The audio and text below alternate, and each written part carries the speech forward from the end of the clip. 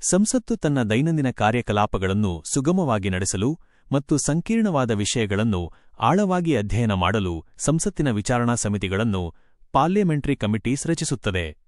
ಸಂಸತ್ತಿನ ಸಮಯದ ಅಭಾವ ಮತ್ತು ವಿಷಯಗಳ ತಾಂತ್ರಿಕತೆಯಿಂದಾಗಿ ಎಲ್ಲಾ ವಿಷಯಗಳನ್ನು ಸದನದಲ್ಲಿ ಚರ್ಚಿಸಲು ಸಾಧ್ಯವಾಗದಿದ್ದಾಗ ಈ ಸಮಿತಿಗಳು ಪ್ರಮುಖ ಪಾತ್ರ ವಹಿಸುತ್ತವೆ. ಇದರ ಅರ್ಥ ಮತ್ತು ಕಾರ್ಯಗಳ ವಿವರ ಇಲ್ಲಿದೆ. ಸಂಸತ್ತಿನ ಸಮಿತಿಗಳು ಎಂದರೇನು? ಸಂಸತ್ತಿನ ಸಮಿತಿ ಎಂದರೆ ಸದನದಿಂದ ನೇಮಕಗೊಂಡ ಅಥವಾ ಚುನಾಯಿತರಾದ ಸದಸ್ಯರ ಒಂದು ಸಣ್ಣ ಗುಂಪು. ಇದು ಸಭಾಧ್ಯಕ್ಷರ, ಸ್ಪೀಕರ್ ಅಥವಾ ಪೀಠದ ನಿರ್ದೇಶನದಂತೆ ಕೆಲಸ ಮಾಡುತ್ತದೆ. ಇವುಗಳಲ್ಲಿ ಮುಖ್ಯವಾಗಿ ಎರಡು ವಿಧ. ಒಂದು ಸ್ಥಾಯಿ ಸಮಿತಿಗಳು, ಸ್ಟ್ಯಾಂಡಿಂಗ್ ಕಮಿಟೀಸ್. ಇವು ಕಾಯಂ ಆಗಿರುತ್ತವೆ ಮತ್ತು ಪ್ರತಿ ವರ್ಷ ಪುನರ್ರಚನೆಯಾಗುತ್ತವೆ. ಎರಡು ತಾತ್ಕಾಲಿಕ ಸಮಿತಿಗಳು, ಆಡ್ಹಾಕ್ ಕಮಿಟೀಸ್.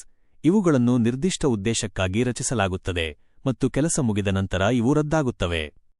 ಸಮಿತಿಗಳ ಪ್ರಮುಖ ಕಾರ್ಯಗಳು. ಸಂಸತ್ತಿನ ಸಮಿತಿಗಳು ಪ್ರಜಾಪ್ರಭುತ್ವದ ವಾಚ್ ಡಾಗ್ ರೀತಿ ಕೆಲಸ ಮಾಡುತ್ತವೆ. ಅವುಗಳ ಮುಖ್ಯ ಕಾರ್ಯಗಳು ಈ ಕೆಳಗಿನಂತಿವೆ. 1.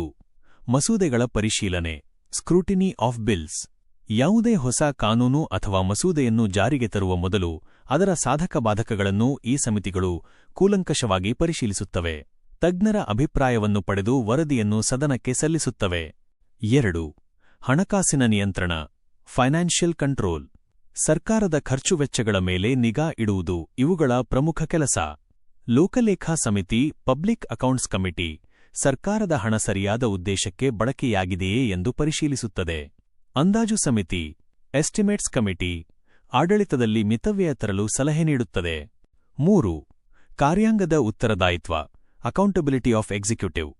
ಸಚಿವಾಲಯಗಳು ಮತ್ತು ಸರ್ಕಾರಿ ಇಲಾಖೆಗಳು ತಮ್ಮ ಜವಾಬ್ದಾರಿಯನ್ನು ಸರಿಯಾಗಿ ನಿರ್ವಹಿಸುತ್ತಿವೆಯೇ ಎಂದು ಈ ಸಮಿತಿಗಳು ಪ್ರಶ್ನಿಸುತ್ತವೆ. ಇದರಿಂದ ಸರ್ಕಾರವು ಸಂಸತ್ತಿಗೆ ಜವಾಬ್ದಾರಿಯಾಗಿರುವಂತೆ ನೋಡಿಕೊಳ್ಳಲಾಗುತ್ತದೆ. 4. ನೀತಿಗಳ ವಿಮರ್ಶೆ ಮತ್ತು ಸಲಹೆ. ಸರ್ಕಾರದ ವಿವಿಧ ಯೋಜನೆಗಳು ಮತ್ತು ನೀತಿಗಳು ಜನರಿಗೆ ತಲುಪುತ್ತಿವೆಯೇ ಎಂಬುದನ್ನು ಇವು ಗಮನಿಸುತ್ತವೆ. ಸಾರ್ವಜನಿಕ ಹಿತಾಸಕ್ತಿಯ ವಿಷಯಗಳ ಬಗ್ಗೆ ಅಧ್ಯಯನ ನಡೆಸಿ ಸುಧಾರಣೆಗಳನ್ನು ಸೂಚಿಸುತ್ತವೆ. 5. ದೂರುಗಳ ವಿಚಾರಣೆ.